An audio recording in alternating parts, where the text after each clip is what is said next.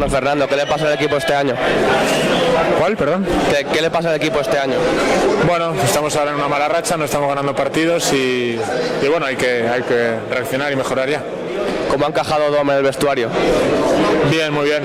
Es uno más, está ayudándonos y poco a poco va a ir encontrando su sitio y nos ayudará más. ¿Os veis con opciones de pasar a la siguiente ronda de la Euroliga? Muy complicado.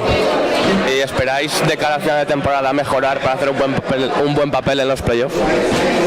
Sí, claro, ese es el objetivo. El objetivo es ir mejorando para ser mejores y competir en el playoff.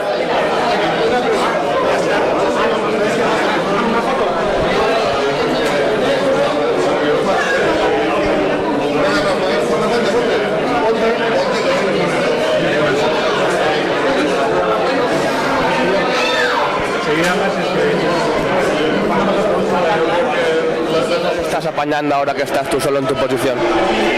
Bueno, es una situación un poco difícil para el equipo en todo, pero bueno, vamos a levantar la cabeza e intentar ganar partidos. ¿Cómo es necesaria la vuelta de Poeta para el equipo?